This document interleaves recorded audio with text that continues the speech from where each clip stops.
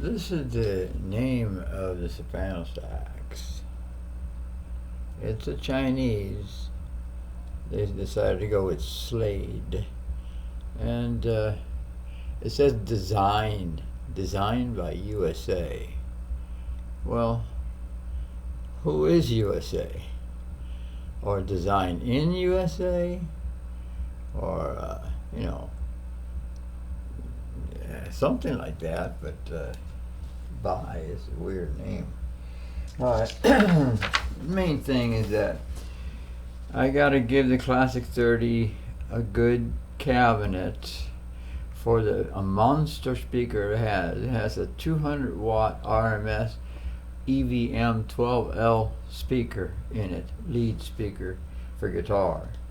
And that cabinet was designed for a monitor for a singer.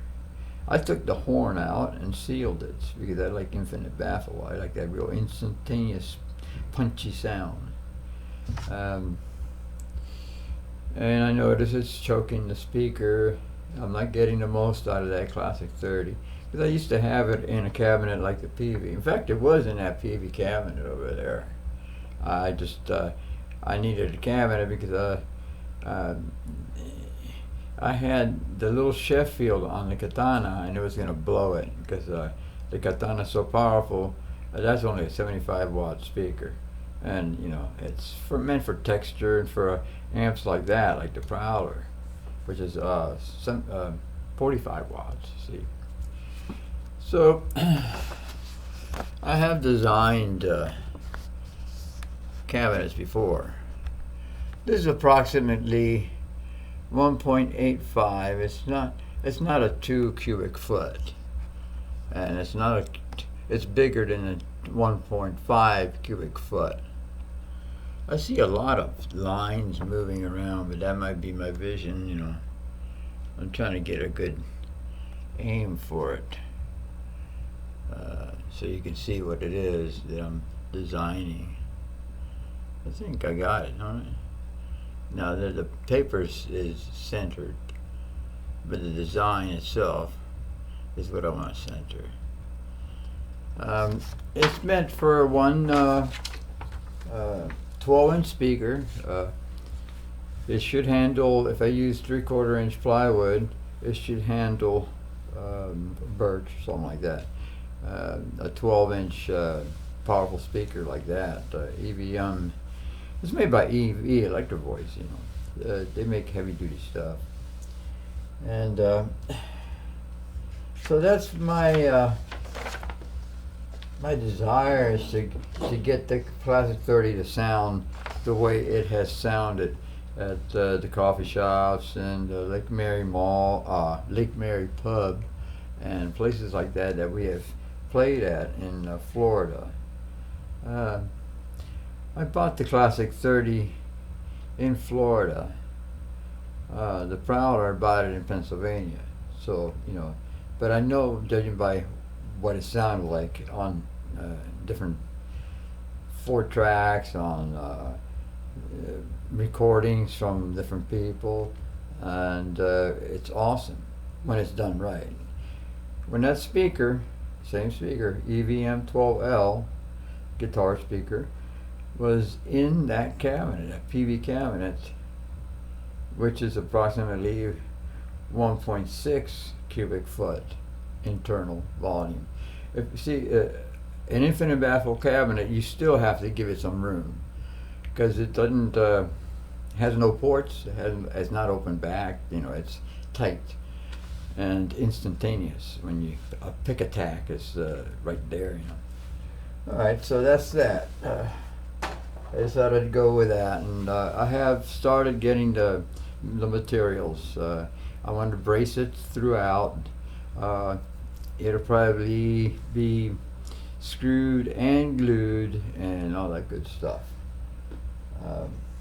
Now I got Slade out of the way. See if I can get this. I'm behind the camera now. I remembered I bought a lot of pickups for Melisa. Now, I'll show you the Seymour Duncan was a wimp. That is a wimp. For lead, I couldn't stand it. After having Alan Holdsworth a 1/4 inch, actually it was a Kiesel, 1/4 inch Alnico, I couldn't stand it. So I slid it up, rewired it, because humbuckers, when you move it from a lead position to a neck position, it gets too much bass. Okay, so that was that. This is the one that was in neck position. I'm going to orient it, well, this is the way that it was oriented. This is a carbon, and this carbon has 22 poles. However, this is an extra wide, make sure, it should say 7 at the end. So it says carbon 22, neck 7. All right. So this can handle 7 strings. It's extra wide. We'll put them side by side. See that? See how the magnets are, the poles? All right. Now, when it was on Melisa, Melisa is a chunky guitar. That's Ernie Ball for you. The neck is chunky, and there's plenty of space. The width of the strings, between the strings, the distance is a fraction more than on the other guitars, like Paul Reed Smith, is a very slim neck. So the strings are closer together and that kind of thing. And where the Ernie Balls are not like that. They're a hefty guitar.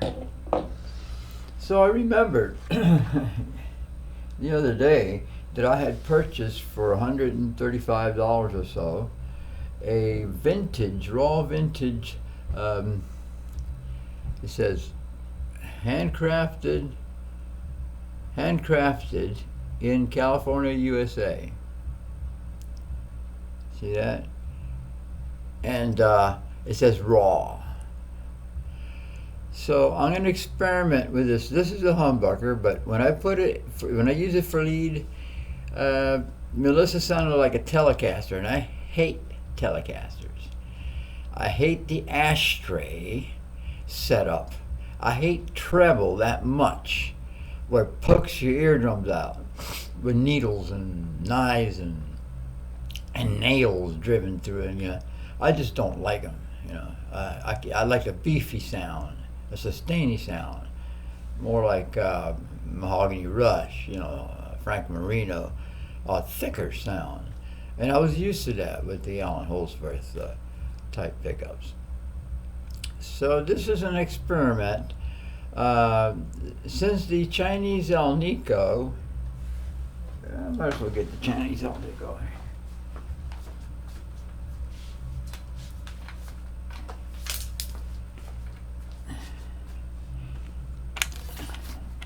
The Chinese Alnico was in the treble position. It was real bright, but sweet, and I didn't mind it so much. Telecasters to me just are not sweet, and they're rough. It's like playing on an ironing board. I hate to say that, but I can't stand those guitars. I would never buy a Telecaster, period.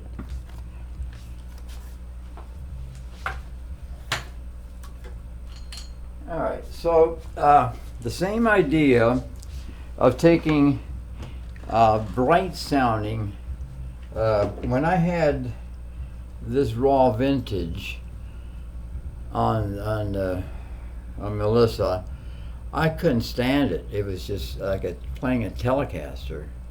But the thing is that when you move it to the neck position, it's going to get more beef. And I probably don't even have to rewire it, because it was that thin of a sound. Like driving a nail through your eardrum, that kind of sound. But just because I didn't like it, it was cold and too trebly. But when you slide it up to the neck position, it gets more beef, more bass, more, a thicker sound. So it's an experiment. Melissa's gone through tons of experiments. That's the nature of my little guitar here. Now this was an experiment too. When I put that beast there, and I thought, well, 18 ohms of wire. Wire has resistance. So, damn, that's a lot of wire. When you think that some pickups like Alan Holdsworth is around 14 ohms. So that is a beast, for sure. But Melissa likes them. So that's what my next little job is, to put this raw vintage. And it's kind of funny that, this is raw woodshed. And now I may be installing a raw vintage neck. I mean, it's actually a lead, but it wasn't thick enough. I'm used to the thicker Kiesel and carbon sounds. I like richness. So, but it's going to go in the neck position, and I won't have to rewire it. I won't have to worry about screwing it up and cutting one of the wires and ended up with a single coil or a dormant coil or something like that, which I've done. I've had tests on Melissa. I took the Seymour Duncan out and just moved that Chinese Alnico. But it's got a nice grungy sound, crunchy, raw sound. So I kept it for a long time. Now I'm going to go with a California-made type of humbucker, which was too thin for my ears. But in the neck position, it really gains a lot of bass. So if you've ever done experiments with pickups, you'll notice that a lead guitar pickup humbucker that's supposed to go in a bridge, when you put it in the neck, it sounds like too muddy and too bulbous, too fat and sloppy, and I kind of doubt that would happen with this raw vintage, because judging by the way it didn't have body, I tell you, it was poking me through the eardrums with sharp knives when I had this thing. That was in New Hampshire, and I found it in one of my boxes. So I'm going to do another experiment, because I never tried it putting this particular one.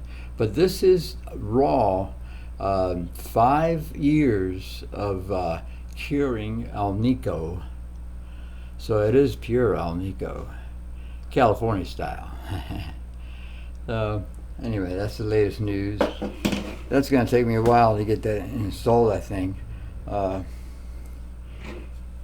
It has only 2 conductors, so it's wired. It's continuous wired inside both coils. So I'd have to keep it the way it is. I can't split it. I can't go to 2 single coils, or even put it on a switch. It just doesn't work because of this braided system. This is old-fashioned, but it says raw vintage, and vintage means that kind of wiring, that braided stuff. And then in the middle somewhere in cloth, black cloth, is the positive lead. And that's the latest at RaWoodshed Custom Shop. Poor Melissa's going to go through another bit of traumatic operation, which she's used to by now, but she's starting to bitch about it, He says, well, you got to find a solution here, And she likes to play lead, that's for sure. She likes that. Either pickup, neck or bridge, doesn't matter. And she wants to chirp. All right, well. And she also likes tweener. The tweener sound, that's both, and she is the best at tweener. You know, the bridge and the neck together in the middle, in that middle position.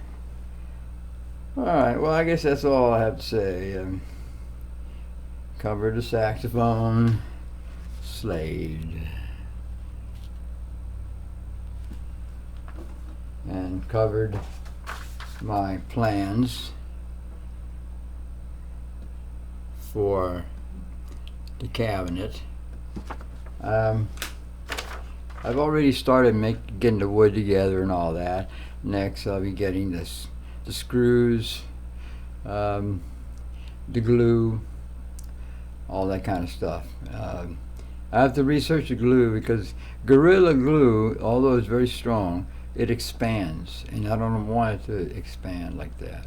Unless I can really screw it tight and let it expand, it'll just pour into it'll force itself into the grain of the wood, and I wouldn't mind that. I'll look around, study some more about the different glues. My dad used that powdered horse's hoofs, and he would mix it himself. That's mainly for acoustic guitars, not for cabinets or anything, but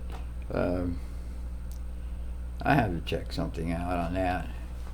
But I do like having it glued and screwed and infinite baffle. That means no escaping of any air anywhere.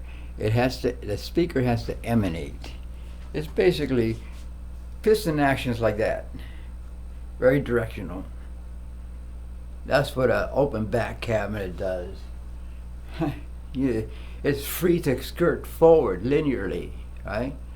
Well, I don't want that. Because you move like this, hey, what happened to the guitar? I know, because I had a Music Man twin 10s, and woo, that thing was so directional. I hated it. I couldn't get any balance. I didn't sound good with the group. The guitar would get lost at times, or if you stood right in front, you'd get blasted. I said, oh, what the hell's going on? So then ported sounds rubbery to me. It's not tight. Even when I pick, I want it to just boom. That's what I want. So just like a good Marshall cabinet made out of birch, totally sealed. See, the speaker, and I use only one speaker, so I want that speaker to flex and just emanate, like the heart of it. Oh, like that. That's what I want that speaker to do. It's almost fatiguing the speaker, but I like it. I like the way it sounds. And it's a very full coverage. There's no hot spots when you do it right. That's why, look at my Prowler. My Prowler has no problem with that, with coverage. And neither did the Classic 30 when they had that cabinet, that PV cabinet. That one is 1.6 cubic foot. This might be a little bit bigger, the one I'm making. But this is 19 inches from here to here.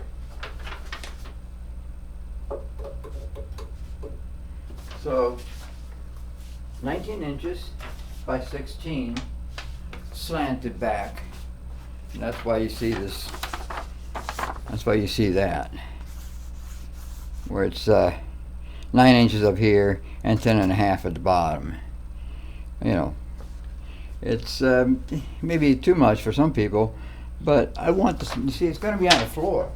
Only one speaker. So when I'm here, I want to hear it.